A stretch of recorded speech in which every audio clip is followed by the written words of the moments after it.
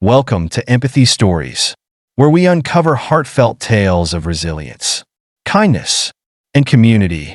Today's story follows Henry Davis, an elderly veteran whose silent struggles come to light after a desperate call for help. Join us on a moving journey that reminds us how compassion can transform lives and rekindle hope. Officer Ethan Myers had seen a lot in his 25 years on the force. From high-stakes chases to quiet moments of solace shared with victims of crime. His career had been a patchwork of intense, fleeting emotions. Now, nearing retirement at 58, Ethan thought he'd become unshakable. His mind steeled against the unexpected twist that came with the job. But as he responded to a burglary call on a cold winter night, he had no idea this case would challenge everything he thought he knew about duty, compassion, and the unseen struggles people endure. The night was quiet in Willow Creek, a small town nestled in the heart of the Midwest. Snow blanketed the streets, reflecting the pale light of the moon and muffling the usual hum of life. Ethan sat in his patrol car, the heater humming softly, with his partner, Officer Laura Sanchez, seated beside him. Laura, in her early 30s, had joined the department a few months ago, bringing a sharp mind and a calm demeanor that Ethan had come to respect. The radio crackled to life, shattering the peaceful silence. All units. 911 report of a suspected burglary at 458 Maple Lane. Caller identifies as Henry Davis, 82-year-old black male. Veteran. Unit 12. Respond. Ethan exchanged a glance with Laura. "You ever heard of Henry Davis?" he asked as he flipped on the lights and pulled out into the deserted street. Laura shook her head, her expression thoughtful. "No, but Maple Lane's pretty far out. Not many people live out there anymore." "Exactly," Ethan said, his tone grave. "Not the kind of place you'd expect a burglary. Something about this doesn't sit right." The drive to Maple Lane was uneventful, the siren's wail echoing through empty streets. As they approached the outskirts of town, the houses grew sparse, replaced by long stretches of fields and abandoned properties. Finally, a dimly lit porch came into view, its single flickering bulb barely illuminating the weathered frame of a small house. The sight tugged at something deep within Ethan, a quiet sadness, a recognition of years of neglect and hard living etched into the structure itself. Stepping out of the patrol car, Ethan and Laura were met by an elderly man bundled in an oversized coat that seemed to hang off his frail frame. Beside him stood a graying Labrador retriever, its eyes watchful but kind. "Mr. Davis?" Ethan called, his breath visible in the crisp night air. The man nodded slowly. "That's right. You're the officers?" His voice was rough, as though unused to long conversations. "Yes, sir. I'm Officer Myers, and this is Officer Sanchez. We got your call about a break-in," Ethan said gently. Henry gestured toward the back of the house, his hand trembling slightly. "Heard a noise. Gross breaking. When I went to check, I saw the window was busted. Buddy here started barking like crazy. Scared whoever was off. At the sound of his name, the dog's tail wagged once, but he stayed close to Henry's side, his eyes never leaving the officers. "May we take a look around?" Laura asked, her voice kind but professional. Henry hesitated for a fraction of a second before nodding. "Sure. Follow me." As the trio made their way around the house, Ethan noted how Henry's steps were slow and labored, his breath heavy even from the short walk. Buddy stayed by his side, moving as though he were offering silent support. Snow crunched beneath their feet, the only sound in the otherwise still night. At the back of the house, Ethan's flashlight caught shards of glass glittering in the snow beneath a broken window. He crouched to examine it, the chill biting at his hands. The break pattern was strange, clean, almost too precise. Something about it didn't feel right, but he couldn't quite put his finger on it. "I got footprints," Laura called out, her flashlight tracing a faint path leading away from the window toward the street. Ethan rose and turned to Henry. "Did you see or hear anything else? Any cars? Voices? Anything unusual?" Henry shook his head, just the sound of the glass breaking. "By the time I got there, whoever it was gone." Ethan nodded, his eyes scanning the scene one more time. The evidence seemed to match Henry's story, but an uneasy feeling gnawed at the edge of his mind. He'd learned to trust his instincts, and they were telling him there was more to this than a simple break-in. "Mr. Davis," Ethan said carefully, "would you mind if we took a look inside the house? Just to make sure everything's secure and there's no other damage." For a brief moment, something flashed across Henry's face: hesitation, maybe even fear. It was gone as quickly as it appeared, replaced by a neutral expression. "Sure," he said finally. "Come on in." The front steps creaked under their weight as they climbed the porch. Inside, the air was oppressively warm, a stark contrast to the bitter cold outside. The scent of damp and musty neglect hung heavily in the air, mingling with something harder to define. The living room was cluttered, every surface covered in piles of old newspapers, magazines, and knickknacks. A collection of empty dog food bowls sat in one corner, their surfaces dull with dust. "This way," Henry said, leading them through the cramped space. Buddy padded along beside him, his nails clicking softly against the worn linoleum floor. As they reached the kitchen, Ethan's flashlight illuminated more broken glass scattered beneath another window. "This the one?" he asked. Henry nodded. "Yeah, that's where I saw the damage." Ethan crouched again to examine it, but his attention was soon drawn to Henry's labored breathing. Rising, he turned to the elderly man, his concern evident. "Mr. Davis, are you feeling all right? Would you like to sit down?" "I'm fine," Henry replied, waving off the concern with a trembling hand. "Just a bit winded." But Ethan wasn't convinced. Now that they were inside, it was clear just how frail Henry was. His oversized coat seemed to swallow him, his cheeks sunken and his eyes shadowed with exhaustion. Laura's voice broke the heavy silence. "Mr. Davis, is your stove supposed to be on?" Henry's eyes widened briefly before he schooled his expression. "Oh, that? It's fine. I use it to heat the place. Boiler gave out last winter, and I can't afford to fix it. The stove's all I've got." Ethan and Laura exchanged a glance, the danger of the situation crystal clear. "Mr. Davis," Ethan began gently, "using the stove like that can be very dangerous. The risk of fire or carbon monoxide poisoning is high." "What choice do I have?" Henry asked, his voice a mixture of defiance and despair. "It's just me and Buddy here, and we've got to stay warm." Ethan felt a knot form in his stomach as the pieces of Henry's life began to fall into place. The cluttered house, the empty dog bowls, Henry's frail appearance. It all spoke of a man barely holding on, struggling in silence. "When was the last time you saw a doctor?" Ethan asked, his tone soft. Henry bristled. "I don't need charity," he snapped. "I've managed just fine on my own." The pride in Henry's voice was clear, but so was the fear beneath it. Ethan recognized the quiet desperation in his eyes, the kind born from years of hardship and being forgotten by the world. Ethan crouched to Henry's level, his voice steady but compassionate. "You've served your country, Mr. Davis. You've given so much. Now it's time to let someone help you. You don't have to face this alone." Henry didn't respond immediately, his gaze fixed on Buddy, who lay quietly at his feet. The old dog's tail thumped weakly against the floor, a silent show of loyalty and love. "Think about it," Ethan said, rising to his feet. "We'll be here if you need anything." As they stepped back into the cold night, Ethan couldn't shake the feeling of failure.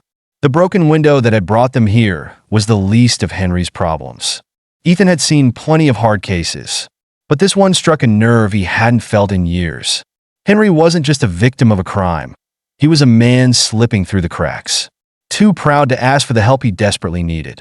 Ethan glanced back at the house, its dim light barely cutting through the darkness. He resolved to come back, to find a way to help Henry and Buddy before it was too late. What had started as a routine call had turned into something far more profound, a reminder of the humanity that often lies hidden beneath the surface of the ordinary. And Ethan knew he couldn't walk away. Not this time. Ethan Myers had seen countless faces in his career, but the one that stayed with him in the days following the call on Maple Lane was Henry Davis's. The image of the frail, proud man in his rundown house haunted him during quiet moments. He kept revisiting the scene, the cluttered living room, the oppressive warmth of the gas stove, and the old Labrador, Buddy, loyally standing by his owner's side. Ethan knew he'd only glimpsed the surface of Henry's struggles, and his gut told him there was more to uncover. The department's follow-up was slow. Budget cuts and understaffed offices meant that cases like Henry's often slipped through the cracks. Ethan tried to push for an expedited visit from social services, but he knew it might take weeks before anyone showed up at Henry's door. The system, overwhelmed and bureaucratic, had failed people like Henry too many times before.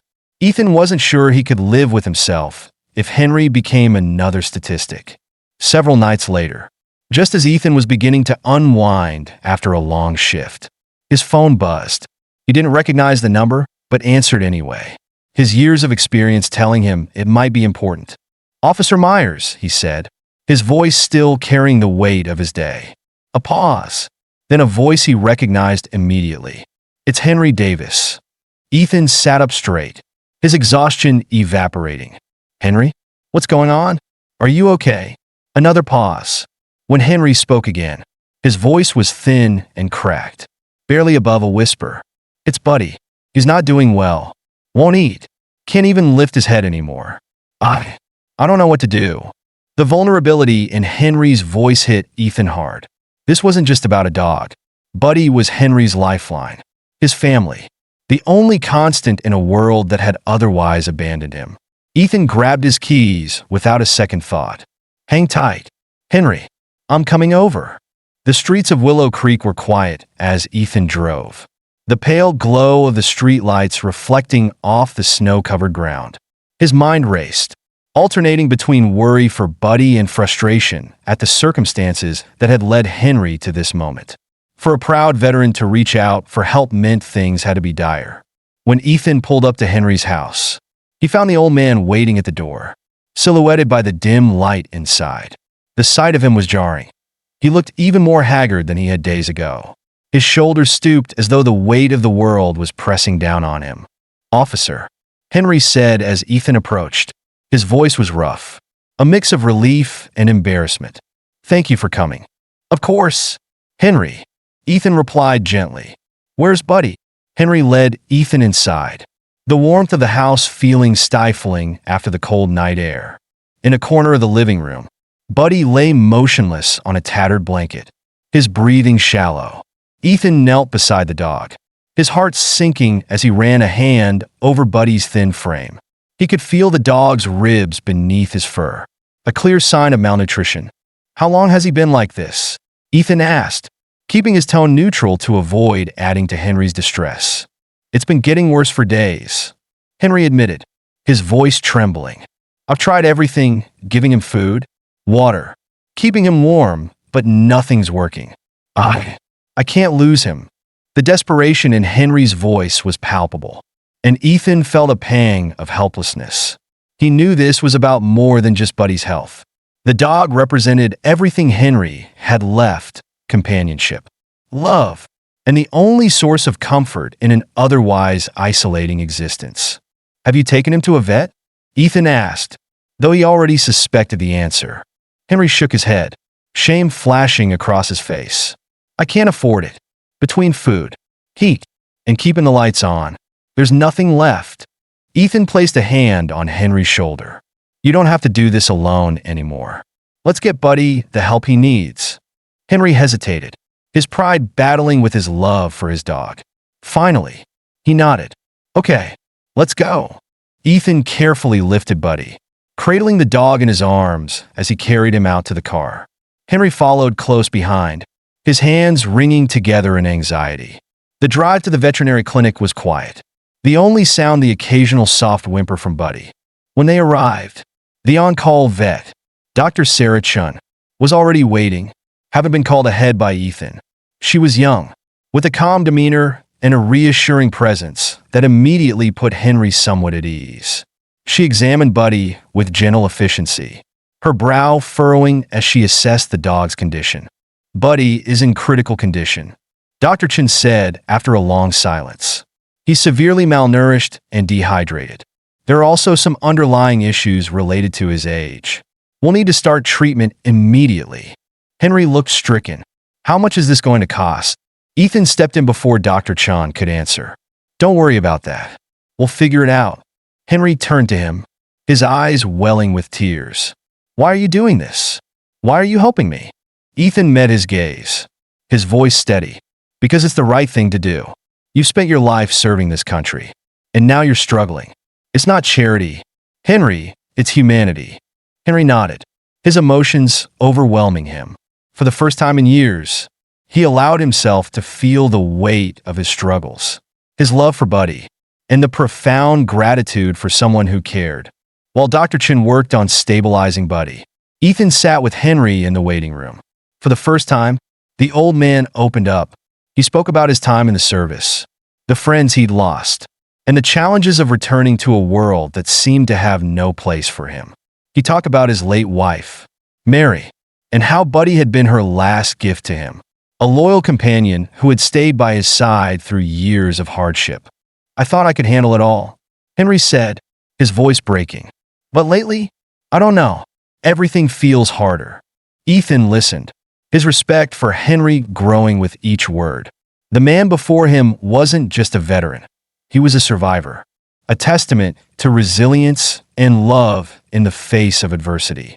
When Dr. Chin returned with news that Buddy had stabilized and would need ongoing care, Henry's face lit up with a fragile hope.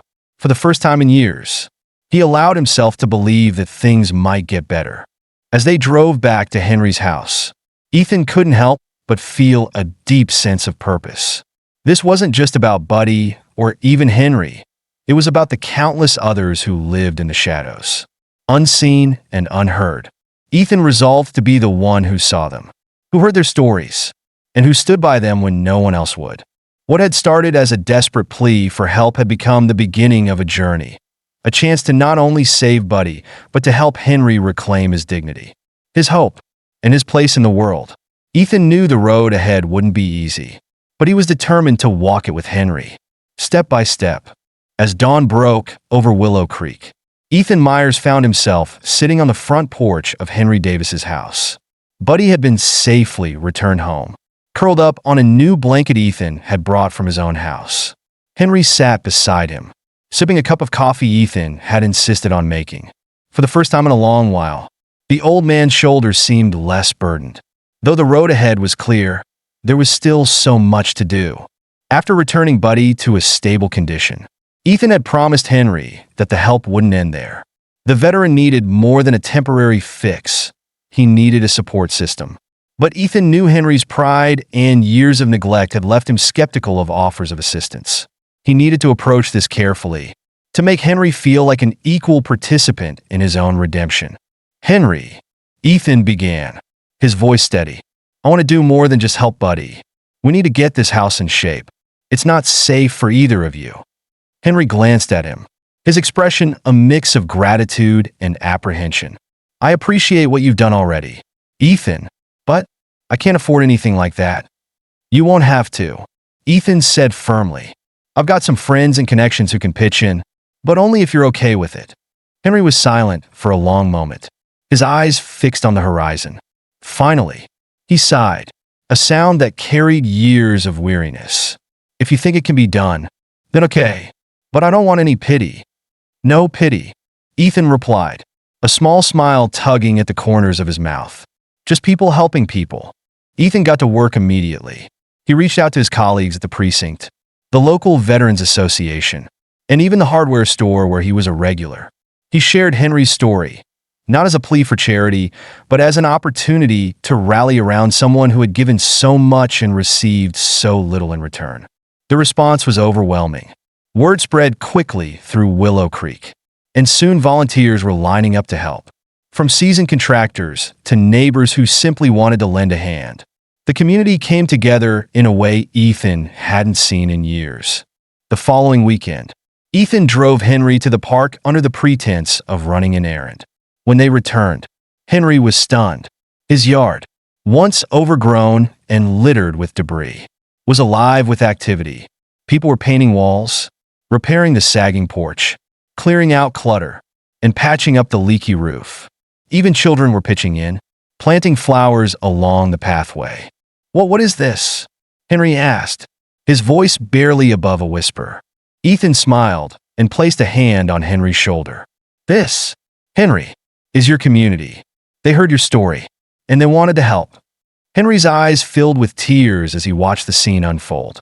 People he'd never spoken to, people he thought wouldn't care, were working tirelessly to make his home livable again.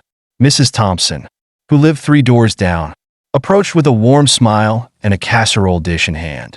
"Henry, it's about time we got to know each other," she said, her tone gentle but firm. "We're all here for you." The old man nodded, his throat too tight with emotion to speak.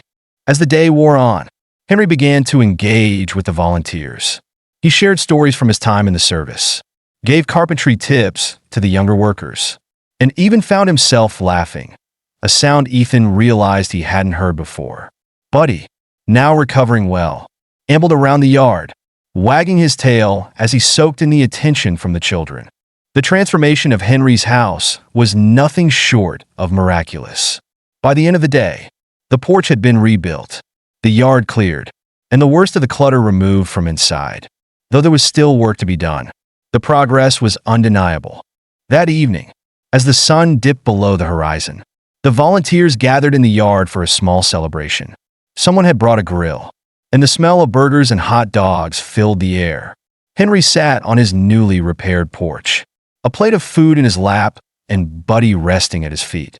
For the first time in years, he felt like he belonged. As the crowd began to disperse, Ethan sat down beside him. "How are you feeling, Henry?" Henry looked out at the yard, now neat and welcoming. I don't know how to thank you. All of you. I never thought." "You don't have to thank us," Ethan interrupted gently. "Just promise me you'll let people in when they want to help." Henry nodded slowly. "I'll try." In the weeks that followed, the community's efforts didn't stop. A team of volunteers continued to work on Henry's house, while others helped him navigate the complex web of veterans' benefits. Ethan accompanied him to appointments, ensuring he received the medical care he needed. Buddy, now thriving under Dr. Chen's care, became a fixture at these outings, his presence a source of comfort for both Henry and Ethan.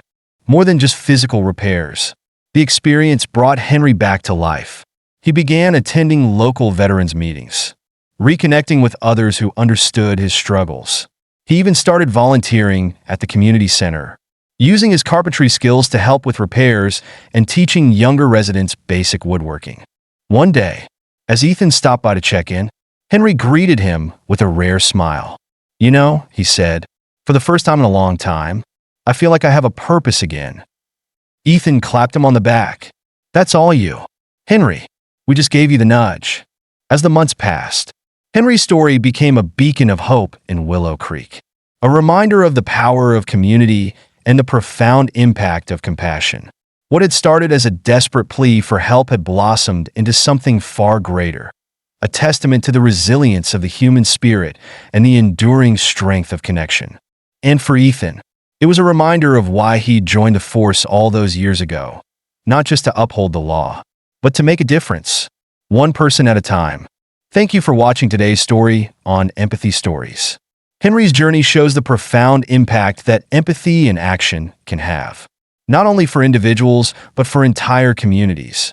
If this story touched your heart, please like, share, and subscribe to our channel.